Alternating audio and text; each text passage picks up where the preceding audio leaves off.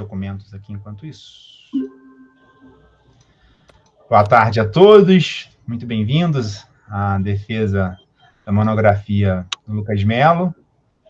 Uma alegria bastante grande poder ter acompanhado esse processo,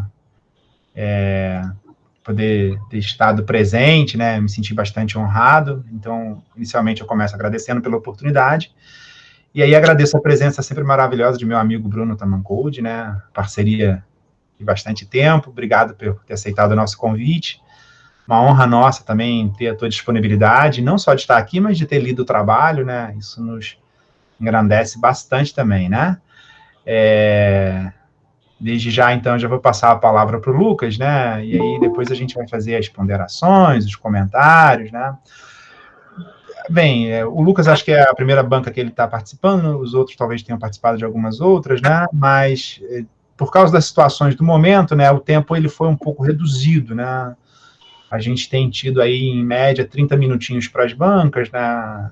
A gente sabe, tem consciência que é injusto para o tema, mas de acordo com a realidade também é o que a gente achou melhor, tanto para um lado quanto para o outro, né? Mas a apresentação, ela não finaliza a monografia, né? Ela, na verdade, é o primeiro passo do texto escrito, né? E esse texto ele tem que sempre depois tomar outros ares, né? Então, aqui é só um desses pontos importantes de passagem, né? A monografia não deve morrer na banca, né? Ela deve continuar sempre, em todas as circunstâncias. Então, o tema da monografia do Lucas é Dom Manuel Pedro da Cunha Sintra e o seu governo episcopal em Petrópolis. E você tem, meu amigo, 10 minutinhos para poder apresentar, depois nós faremos as considerações, né? Perguntas, intervenções, e aí você também terá um outro tempo para poder responder seus comentários finais. Depois disso, então, eu e o Bruno, a gente vai desligar a câmera e o microfone, a gente vai ligar para poder discutir, então, de forma breve também, né? A gente já até conversou um pouco ao longo do processo, né? De forma breve sobre as deliberações finais, e aí a gente retorna aí notas e etc., ponderações, enfim. Levi? Diga, meu irmão. Deixa eu só trocar minha caneta aqui que pifou. Só um minutinho. Vai lá.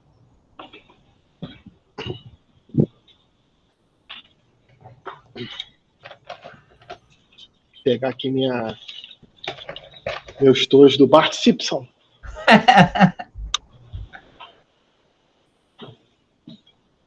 Maravilhoso, Bart.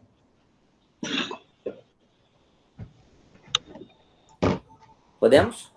Podemos. Fique à vontade, meu irmão. Boa tarde a todos. Agradeço a presença do professor Levi, do professor Bruno, também aos ouvintes. Bom, é com muita alegria que eu fiz esse trabalho de pesquisa sobre Dom Manuel. E o que me motivou a fazer esse trabalho foi ainda a minha permanência no ensino médio. Estudei no seminário Educandário Artesano de Nossa Senhora da Montanha com ele. E durante o período médio, muitas pessoas falavam, os seminaristas principalmente falavam com muito entusiasmo de Dom Manuel, mas toda vez que eu ia perguntar quem era Dom Manuel, não sabiam responder, né? E eu fiquei muito intrigado com aquilo. E quando eu cheguei na universidade, eu fui procurar conhecer a história da universidade e eu me encontrei com Dom Manuel novamente. Eu falei, bom, esse homem me persegue, eu vou procurar conhecê-lo mais perto, né? O contexto que o trabalho foi escrito, né, o contexto que Dom Manuel viveu foi a Igreja do Brasil e também do mundo, visando que ele participou ativamente do Concílio Ecumênico Vaticano II no século XX. Então, um período que a Igreja viveu 2 guerras, um período que a Igreja vivenciou várias aparições marianas, um período que a Igreja vivenciou a maior reunião episcopal de todos os tempos, né, o Concílio Vaticano II, um período que a Igreja viu de perto a Igreja no Brasil, o surgimento, né, da Conferência Episcopal dos Bispos do Brasil, logo após o regime militar, na qual os bispos, o episcopado brasileiro teve influência, uma igreja que vivenciou várias teologias que foram condenadas depois, como, por exemplo, a teologia da libertação, que Dom Manuel viveu muito de perto, vivenciou muito de perto em Petrópolis, porque aqui, no país, aqui foi onde tudo começou, e esse é o contexto. As pesquisas, né, se deram, além das referências que foram citadas no trabalho, eu usei também muito um trabalho que a professora Maria da Glória Rangel Sampaio, que foi reitora na universidade, fez algum tempo atrás, unindo alguns discursos do Dom Manuel, algumas colocações suas em eventos importantes para a história de Petrópolis e da Diocese. O objetivo desse trabalho, eu penso que seja para a exaltação, de fato, das suas atividades no tempo e no espaço da Igreja de Petrópolis e do Brasil. Bom, Dom Manuel nasceu em 1906, logo ali no início do século, veio de uma família abastada, o seu pai era desembargador, a sua mãe preferiu ficar em casa para cuidar dos 11 filhos, o que era comum no início do século passado. E logo nos primeiros anos de vida, Dom Manuel não manifestou o desejo, né, em ser padre. Ele tinha o sonho de se tornar engenheiro.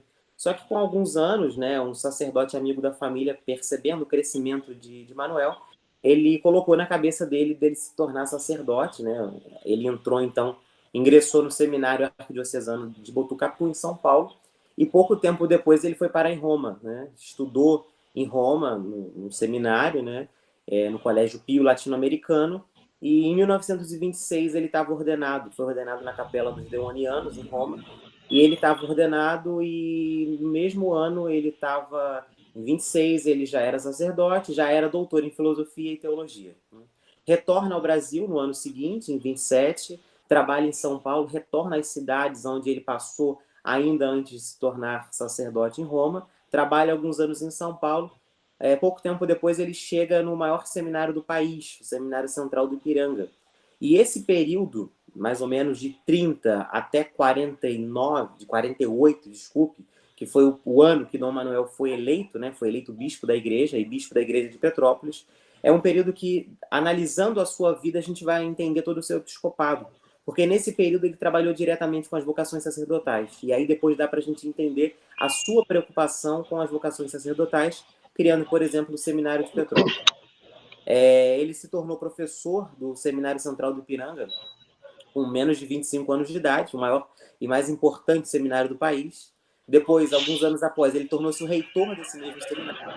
E em 1924, como se já não fosse suficiente, um jovem sacerdote com 25 anos ser o reitor do maior seminário do país, ele tornou-se, então, a pedido da Santa Sé, a pedido do Santo Padre, o visitador apostólico dos seminários do Brasil. Isto é, ele era, em nome do Papa, o responsável por visitar, por conhecer todos os seminários do país e foi o principal responsável por reescrever as normas dos seminários do Brasil junto à Santa Sé. Tendo todo esse trabalho, né, tido muito sucesso, ele é eleito, então, em 48, bispo de Petrópolis. Petrópolis, que já passava 2 anos por uma assistência espiritual de Niterói.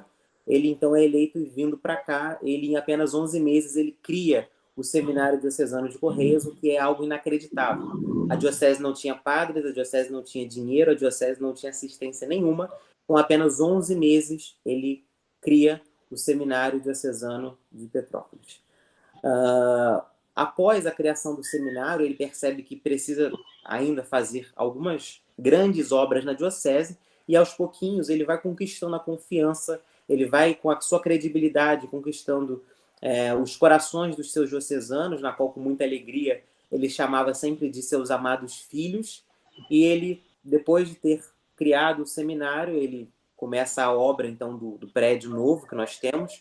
E em 5 anos após, somente 5 anos após, o seminário estava totalmente acabado e rendendo já algumas vocações sacerdotais para a igreja, porque Petrópolis não tinha mais de 10 padres diocesanos, né? Ele tinha alguns religiosos, mas que nem sempre estavam à sua disposição. Após isso, após a criação do seminário, Dom Manuel cria, então, a campanha de Fé, Cultura e Assistência, porque a diocese tinha a torre da catedral inacabada. Ele percebeu que faltava, né, uma universidade próxima, a faculdade, ele nem pensava numa universidade, na verdade, era faculdade próxima daqui, e ele quis fazer, o Bruno tem propriedade nisso, como São Paulo, quis chegar nos meios acadêmicos, quis chegar nos meios intelectuais, para que dali o cristianismo nascesse, né, mais forte em Petrópolis, e aí ele cria o que hoje é a Universidade Católica de Petrópolis nessa campanha. Junto disso também, promovendo um trabalho de assistencialismo cristão, ele cria, na época ele tem a ideia de criar um lar de idosos, seria um acordo que ele fez com os religiosos de São Vicente de Paulo, mas acaba tornando-se com esse convênio, né, tornando-se, então, afinco com os religiosos de São João de Deus, e aí nós temos hoje o Lar de Idosos de São João de Deus. Alguns anos após a chegada de Dom Manuel, né, na verdade, coisa de 10, 15 anos após a chegada de Dom Manuel, nós temos na igreja do mundo inteiro, o Concílio Ecumênico Vaticano II, né? E ele participou ativamente de todas as sessões do Vaticano II, inclusive escrevendo, né, foi um dos redatores da Lumen Gentium. Só a participação dele no Vaticano II já era um grande trabalho, né? Mas por restrições do momento, não tendo acesso a todo o material, só alguma parte, eu preferi tirar então a participação dele do Vaticano II com as suas citações. No entanto, ele participa e todas as vezes que ele vai e retorna a Roma, ele escreve, né, ao clero, ele escreve aos seus diocesanos, daqui indo quando chega e quando ele retorna. Aquilo que ele vivenciou, aquilo que a igreja estava olhando naquele momento, né, é de fato um olhar bondoso, um olhar de pai, alertando os seus filhos para a atual situação, atual momento que a igreja vivia. Retornando, então, do Vaticano II, ele vive um dos períodos mais difíceis, talvez o que mais levou tempo, né, de se entender do seu episcopado, que foi da década de 60, mais específico ali, de 66 até 84, que foram os seus últimos 20 anos à frente da diocese. Ele já tinha uma certa idade, já tinha passado dos seus 60 anos, já tinha completado os seus 18 anos de bispo, que é hoje a média do que nós vemos um bispo à frente de uma diocese, e começam a surgir vários problemas, não só na diocese, mas em toda a igreja do mundo inteiro. A partir do Vaticano II, as más interpretações do Vaticano II, a criação de teologias heréticas, como, por exemplo, a teologia da libertação, que em Petrópolis estava muito forte. Então, ele tem várias dificuldades. No início, logo ali da década, né, em 66, né, na segunda metade, na verdade, ele enfrenta uma grande enchente, talvez uma das piores do estado, e atingiu toda a diocese, atingiu Petrópolis, e lá estava o bispo de Petrópolis abrindo as suas igrejas para que os padres acolhessem, né, católicos e não católicos, cristãos e não cristãos naquele momento. E as dificuldades foram surgindo a cada dia, até que ele pede ajuda ao Papa, né? E o Papa, então, nomeia Monsenhor Veloso, né, Dom Veloso, como seu bispo auxiliar. Dom Veloso já tinha trabalhado com Dom Manuel em São Paulo, no Seminário do Ipiranga, era uma pessoa extremamente de sua confiança, já estava na diocese, já trabalhava no seminário, também trabalhava na UCP, né, foi o pró-reitor ali da UCP durante alguns anos, e Dom Manuel, então, conta então, com a bondade do Santo Padre, que o elege Dom Veloso como seu bispo auxiliar. Alguns anos após, Dom Manuel, então, pede ao Santo Padre a renúncia, né, no ano de 79.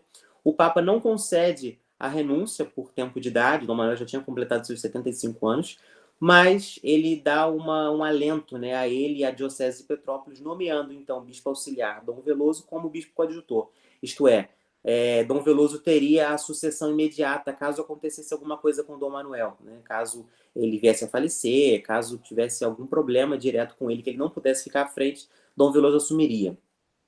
Talvez preocupação do Santo Padre com a diocese, que estava crescendo, mas também que estava cercada de inimigos da fé.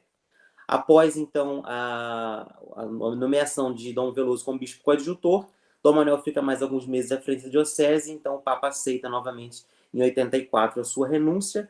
Ele, então, renunciando ao governo espiritual da diocese, ele vai para o seminário e lá fica até morrer em 99, e ali ele continua dando aula e exercendo o seu episcopado de forma espiritual em Petrópolis.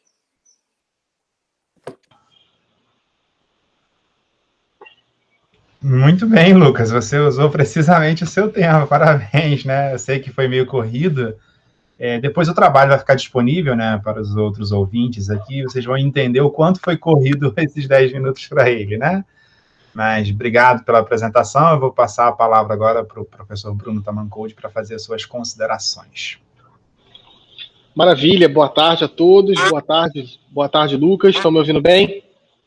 Sim. Sim.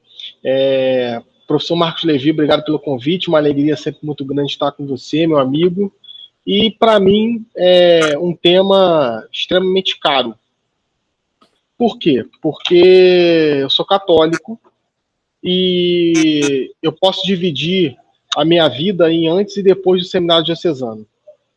e a grande obra desse homem que o Lucas hoje está homenageando, né, e posso dizer que é verdadeiramente uma homenagem. Você começa lá com as palavras do grande Monsenhor Mário, né, que sempre pensou em fazer algo acadêmico sobre Dom Sintra e também sobre Dom Veloso, né, que eram amigos muito próximos, e você conseguiu fazer isso, meu amigo, com maestria. Então, me sinto emocionado por esse momento, porque é um momento histórico, verdadeiramente, para a Universidade Católica, para a Diocese de Petrópolis, que não tem um trabalho acadêmico sobre o seu grande fundador.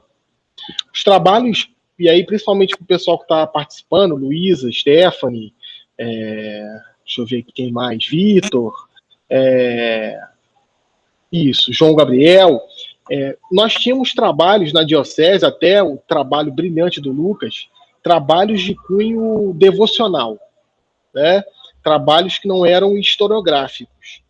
E isso, Lucas, vem provar cada vez mais que a historiografia em nenhum momento está no sentido de subserviência à teologia. Muito pelo contrário, né? A historiografia está para levar a baile, trazer a baile temáticas dessa relevância histórica e teológica. E aí a gente tem que ressaltar também, mais uma vez, a tua coragem, a tua postura, né, como católico. E você sabe como é difícil em ambientes universitários e também, infelizmente, na nossa Universidade Católica, levantar essa bandeira, e levantamos, né, e como somos criticados por isso, né? Então, o teu trabalho, primeiramente, tem um rigor científico muito grande, e isso é muito bom porque, de certa forma, você cala a boca dos críticos de plantão, né? Como fala, é um trabalho de historinha da igreja, né?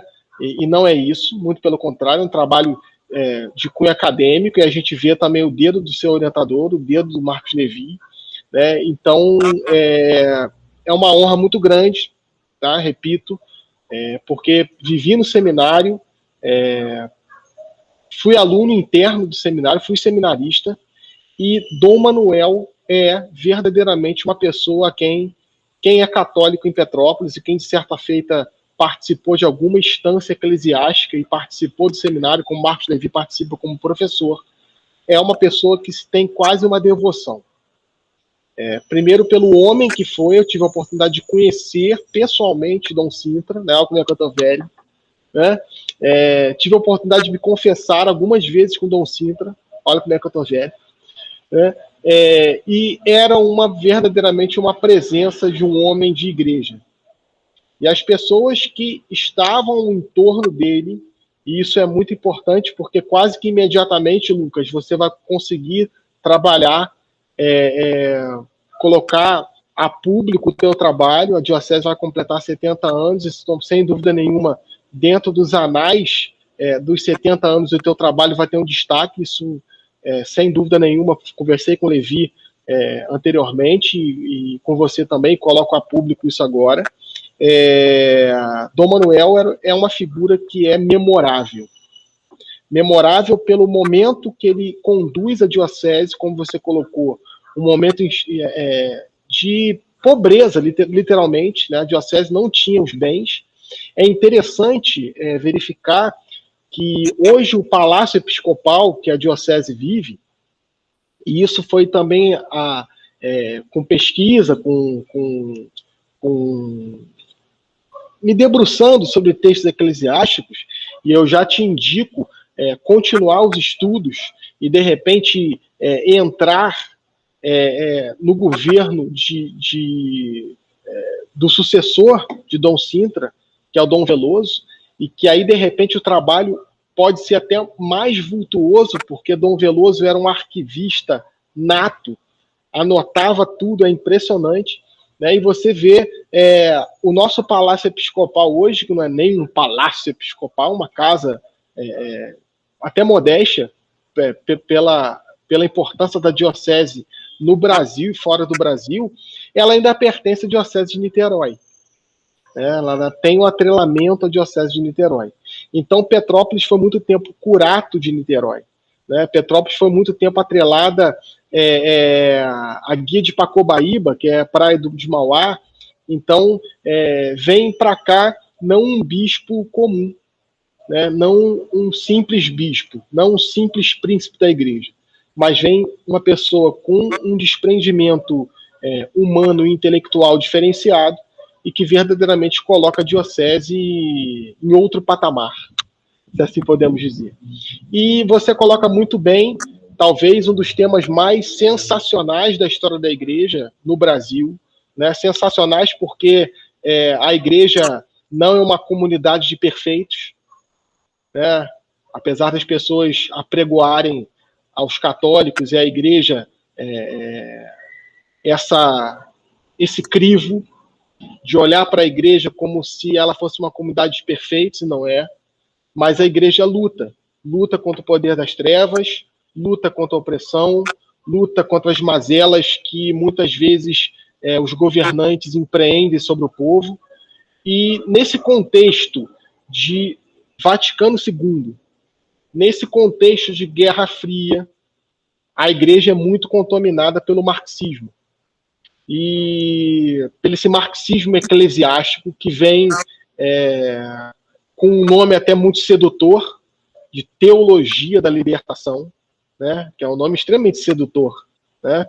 Visto que Jesus é o libertador. Mas essa teologia da libertação não é da libertação e é, muito pelo contrário, uma escravidão ideológica, né? E Dom Manuel Pedro da Cunha Sintra foi o primeiro a denunciar isso. E vale muito a pena também estudar a relação de Dom Manuel com Dom Veloso, e depois como Dom Veloso, com muito dedo, com muito tato e com uma delicadeza pastoral inacreditável. E isso eu tive acesso a alguns escritos de Dom Veloso, inclusive para o Frei, na época, Leonardo Boff, que era o grande pensador da teologia de libertação da época. Vale muito a pena, Lucas, se embrenhar nessas temáticas, porque tem um conteúdo riquíssimo. E na época que a gente estava fazendo a exposição sobre Dom Veloso, né, eu até brinquei com o padre João Rosa, que inclusive hoje esteve aqui em casa rapidamente, por causa que eu ainda estou contaminado com Covid. Falei com ele: padre, deixa eu pegar esse material para a gente poder fazer um estudo sistemático. Ele falou assim: não, Bruno, ainda não, ainda é muito próximo. Então eu acho, meu amigo, que está na hora de você desencavetar essa documentação sobre a relação da igreja, principalmente aí no caso Dom Veloso, com a teologia de libertação. É interessante que você dê cartas carbonadas, né? Então cartas em duas vias, e comunicação entre Dom Veloso, que era o bispo de Petrópolis, e a alta cúpula da teologia de libertação que estava aqui em Petrópolis. Então é muito interessante. Eu já falei, acredito, com você pessoalmente sobre isso. Então o seu trabalho é exímio, né? Exímio pela riqueza de detalhes que não se tem. É aquilo que você coloca. As coisas que você colocou estão na boca das pessoas, mas não sistematizado, e isso é uma riqueza muito grande. Sai de uma história oral despretensiosa e de senso comum e passa a ser algo científico, ou que isso fique gravado em ata, né? Porque é justamente isso, a história tem essa prerrogativa.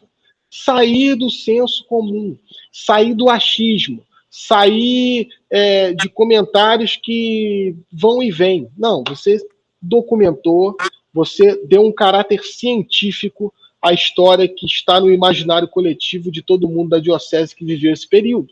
E isso é, sem dúvida nenhuma, fundamental para a nossa diocese, para a documentação cristã e também para a Universidade Católica, que também é fruto da obra, do empenho, da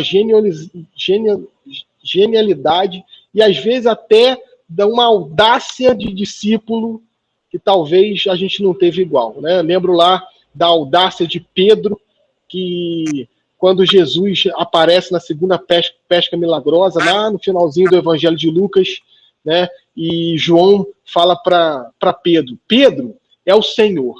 E Pedro vai mesmo nu, se joga ao mar, e esse era Dom Sintra, que contaminou com o seu espírito também outros grandes personagens, como Dom Veloso, como Monsenhor Gentil, como o próprio Monsenhor Mário e outras grandes mentes que forjaram a nossa diocese e acreditaram nesse Cristo primeiro que a gente.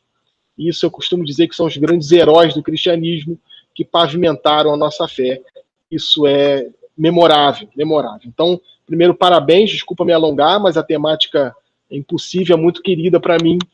Desculpa me alongar e parabéns pela sua homenagem, que talvez não tenha, nesses 70 anos de diocese, não tenha uma homenagem mais justa, digna e precisa do que a sua, meu amigo. Então, a pergunta que eu gostaria de te fazer é a seguinte, né? Falando um pouquinho ainda sobre Dom Manuel, né? Dom Manuel, além de ser um protagonista do Vaticano II, né? Porque ele não era um bispo comum, se assim podemos dizer. Dom Manuel chegou muito próximo do cardinalato, né? Chegou muito próximo de ser um cardeal da igreja. Talvez se tivesse um escrutínio um pouco mais rigoroso, talvez Dom Manuel vestisse a roupa púrpura dos eclesiásticos, tá? Teria sido um cardeal da igreja, né? E Dom Manuel também participou da feitura,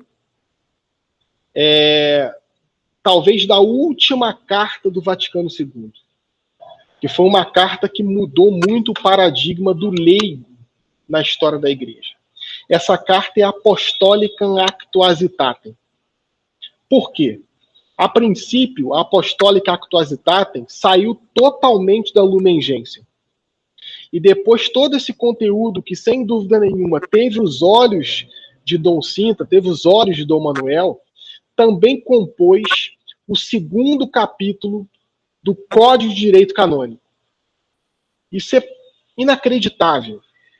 Porque se você pega a Lumen Gentium e você depois pega o Direito Canônico, que foi compilado em 1983, né, e a gente pode dizer que os dois grandes documentos que saíram depois do Vaticano II, primeiro foi a compilação do Direito Canônico, que existe desde o Gregório Magno, em 540, mas João Paulo II organizou esse Direito Canônico, né? E para quem não conhece o Direito Canônico, não é um livro de faça isso, não faça aquilo, não, é um livro de fé, né? Os cristãos se reúnem em torno do Cristo e decidem as suas normativas de uma vida comum. Esse é o direito canônico. Então, o que acontece? No segundo tomo, que vai falar justamente sobre o povo de Deus, o que o João Paulo II faz e a comissão que faz o direito canônico empreende? Eles pegam a Lumen Gentium e colocam a Lumen Gentium no primeiro capítulo desse segundo tomo, falando o que é leigo, o que é o sacerdote, o que é o homem de vida religiosa, e isso está também na Apostólica Actuositatem. Alguns anos atrás, se não me falha a memória, em 2018, a igreja no Brasil, por indicação da CNBB, promoveu o ano do laicato. E aí eu fui chamado para trabalhar em alguns lugares sobre o ano do laicato, peguei também o documento da CNBB 105, simplesmente como indicativos, e peguei o documento da igreja especificamente, não da nossa comissão episcopal, com todo respeito, mas peguei o documento da igreja, que é a Apostólica Actuositatem, e fui descobrindo como esse documento foi sendo empreendido. E descobri que esse documento foi o último documento a ser assinado, e por poucos bispos, porque os bispos já estavam voltando para sua casa, e por espantosa coincidência divina, a nossa assinatura do nosso querido Dom Sintra está lá na Apostólica Actuositatem, né? Então, como que você percebe essa atuação do Dom Sintra no Vaticano II e como a diocese recebeu o Vaticano II, né? E aí a gente não precisa nem ir muito nos livros, a gente pode ir mesmo no nosso seminário, né? Na vivência dos nossos pares, na vivência da nossa vida eclesiástica, como que o Vaticano II foi recebido na nossa diocese. É claro que você não entra de cabeça nessa temática, mas eu acho que, sem dúvida nenhuma, você tem subsídios para responder essa pergunta. Bruno, a primeira coisa que eu vejo ao olhar, né, para essa temática e responder a sua pergunta é olhando para as nossas igrejas, para os nossos templos. Porque o que a teologia da libertação fez e o que a má interpretação do Vaticano II fez foi destruir no Brasil e no mundo as belíssimas igrejas, as belíssimas catedrais. Destruíram os presbitérios, retiraram o sacrário do centro, colocaram as imagens para escanteio, e a imagem, a figura do homem que libertaria, do homem que traria novos céus, terras novas, né? Para esse tempo, foi colocada à frente do Cristo. E olhando para a Diocese de Petrópolis, olhando para as belas igrejas que nós temos em Petrópolis, olhando para o término da catedral, que ficou pronta, mas que teve adaptações depois do Vaticano II e manteve-se o projeto original. Olhando para as igrejas da Baixada, as igrejas do século XVI e XVII que nós temos na Baixada, como, por exemplo, lá em Piabetá, em Pacopaíba, mesmo disse, eu vejo que a Diocese, com maestria e com bondade, olhou e entendeu bem aquilo que o seu pastor quis passar. A mensagem que o Dom Manuel sempre deixava, após retornar do Vaticano II, era uma mensagem de esperança, era uma mensagem de pai para filho, que dizia: a igreja está olhando para os problemas da humanidade, mas ela vai mudando-se aos poucos, de dentro para fora. Assim como Francisco de Assis teve a audácia de reformar a igreja de dentro para fora, a igreja foi aos poucos se dilatando, foi se transformando e corrigindo aquilo que tinha que corrigir, restaurando aquilo que tinha que restaurar, levantando aquilo que estava caído, colando aquilo que estava quebrado, mas sempre olhando para frente, olhando para o Cristo. Então, olhando hoje para o nosso seminário, olhando hoje para os nossos padres, olhando hoje para as nossas igrejas, ainda que tenhamos muita dificuldade, vocês sabem muito bem que temos muita dificuldade. Você escuta alguns sermões que, em certos momentos, você fica com receio do que vem pela frente, mas ainda com tudo isso, eu vejo que a Diocese recebeu muito bem e recebeu de forma muito certa, muito acertada, a mensagem do Vaticano II, porque foi transmitida por uma pessoa fiel à Igreja e que vivenciou o Vaticano II como um católico de verdade, que entendeu o Vaticano II. Se você permite, né, eu não sei se eu posso... Permito. Após o Vaticano II, foi formado no Brasil o que é chamado de Triunvirato do Episcopado Brasileiro. Dom Manuel era muito amigo de Dom Geraldo de Proença Sigor e era também muito amigo de Dom Antônio de Castro Maier, né, que é chamado o Leão de Campos. Tanto Dom Geraldo quanto Dom Antônio, que vivenciaram com Dom Manuel, e Dom Manuel os apresentou, né, Dom Manuel que uniu a amizade dos dois, todos esses dois seguiram, né, o catolicismo do seu modo. Não criticando a postura de Dom Sigor nem de Dom Maier, eles seguiram o catolicismo do seu modo e eles olharam, ao contrário das correntes que estavam querendo levar a igreja para frente, eles resolveram permanecer na igreja anterior ao Vaticano II, na igreja de Trento, na igreja de sempre, como eles disseram. E Dom Manuel, mesmo sabendo de tantos abusos que tinha, mesmo escrevendo isso muito bem em 63, das novas manifestações litúrgicas, dos novos abusos, daquilo que viria pela frente, sabendo que Medellín estava batendo a porta, porque foi o Pacto das Catacumbas, nasceu ainda dentro do Vaticano II. O Vaticano II não tinha nem terminado e os bispos já estavam, né, os padres que vivenciaram, né, os padres conciliares já estavam, né, traindo a igreja, dentro da igreja, em Roma. Dom Manuel, com muita seriedade, com uma sabedoria muito grande, ele decidiu continuar com a igreja, mas não continuar com a igreja como Dom Sigor e Dom Maier, que eram seus amigos e que convidaram várias vezes Dom Manuel para se meio que voltar contra o Vaticano II. Ele permaneceu com a igreja de sempre, mesmo com as suas adaptações, mas também sem ir além daquilo que a igreja pedia. Ou seja, ele ouviu São Tomás de Aquino e ele entendeu que a virtude estava no meio. Nem permanecer em Trento, nem corromper as virtudes da igreja de sempre. Permanecer com a igreja e ir corrigindo aquilo que precisava ser corrigido.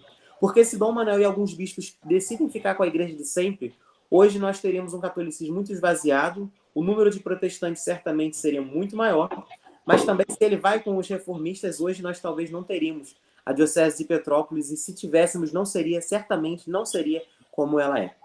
Sim, exatamente, perfeito.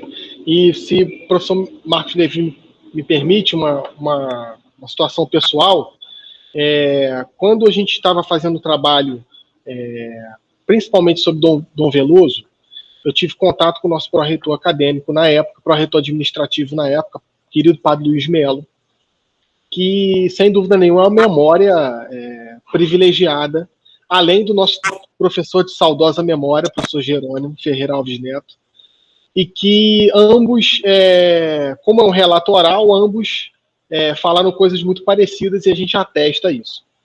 Fala que quando Dom Manuel voltou do Concílio Vaticano II, a primeira coisa que ele fez foi dispensar o motorista dele. Gente, isso é inacreditável. Então, um bispo, né? E eu tive a oportunidade de estar agora com Dom Raimundo Damasceno, agora não, há um ano atrás, e eu estava num refeitório, o Dom Raimundo estava lá, né? Dom Raimundo foi primaz do Brasil, né? O cardeal, e eu estava num refeitório e eu vi o Dom Raimundo. O Dom Raimundo tem 1,50 m de altura, um toco de braúna, né? Pequenininho. E eu estava lá com a minha camisa do Flamengo e ele estava pregando um retiro para um clero da Bahia. E aí eu tive a oportunidade de assim, olhar 2 vezes para ele, ele estava sozinho, eu falei, vou sentar com o Dom Raimundo. Aí eu fui, peguei meu aparativo e falei, Dom Raimundo, só me dá licença, mas não é todo dia que se senta com o cardeal da igreja. Aí sentei, ele me perguntou de onde eu era. E eu falei assim, eu sou de Petrópolis. Nossa, de Petrópolis tem que fazer quase que uma genuflexão. E aí falou assim, eu fui muito amigo de Dom Manuel. Né, o lema dele, in bonitate et veritate, né, e eles brincavam que era bonito de verdade, porque ele era um bispo muito alto, muito bonito, e ele falou assim, olha, o Dom Manuel fez uma coisa tão simples, quando terminou o Vaticano II, mas que reverberou no Brasil inteiro, meu filho. Eu falei, o que, Dom Raimundo? Quando ele voltou do Vaticano II, ele dispensou o seu motorista. E eu me emocionei, porque eu já tinha ouvido isso do Padre Luiz Melo, eu já tinha ouvido isso do professor Jerônimo, e eu vi isso de um cardeal da igreja que nem sabia que eu existia. Mostrando que é a igreja que se voltou verdadeiramente para uma pastoral um pouco mais ativa, mas sem perder a sua prerrogativa. E ele brincou comigo, olha, ele fez isso, mas continuou um príncipe da igreja. Né, continuou um homem fiel à igreja. E isso foi muito emocionante ali, nos 15 minutos que eu conversei com o Dom Raimundo Damasceno, um relato de um bispo, e quando a gente sai da nossa diocese, tem a oportunidade de sair e visitar outras dioceses, é que a gente tem a noção da importância desse homem, da importância da nossa diocese no cenário nacional. Isso é impressionante. Né? Então a gente vai agora confabular, professor Marcos Levi e eu, a gente vai fechar a câmera. Sim. E daqui a pouco a gente está de volta. Fechar o microfone também. Ah, é? Eu tenho que desligar porque isso aqui é Bluetooth, cara. Ih, vai dar mais. Onde eu vou, isso aqui tá ligado. Aí, ó. Desliguei, ó. Daqui a pouquinho a gente volta, pessoal.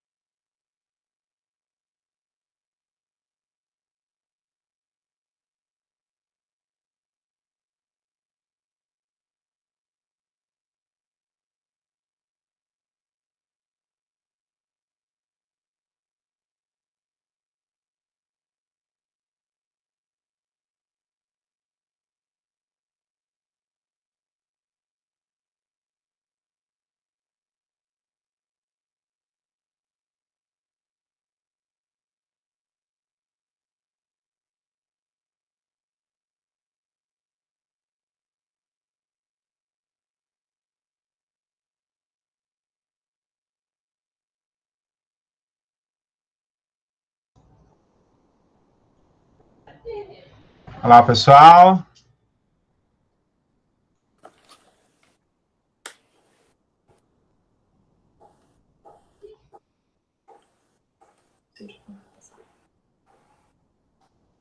O Lucas já voltou. Sim, voltei. Esperar só o Bruno para retornar. Beleza.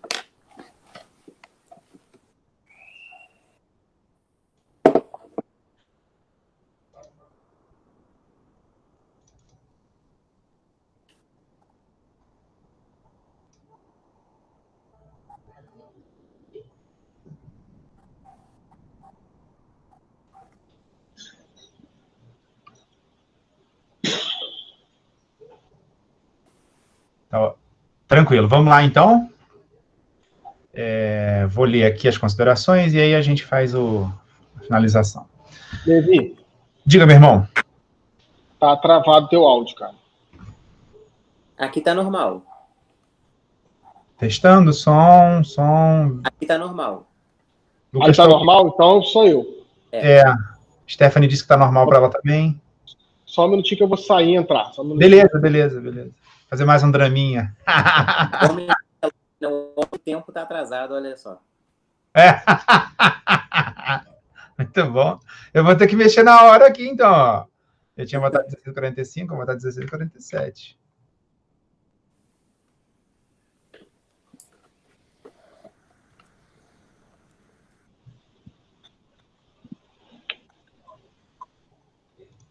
Opa, maravilha. Agora foi, viu? Tá ouvindo bem, direitinho, tranquilo? Agora perfeito. É a internet. Ah, sim. Isso aí não tem jeito.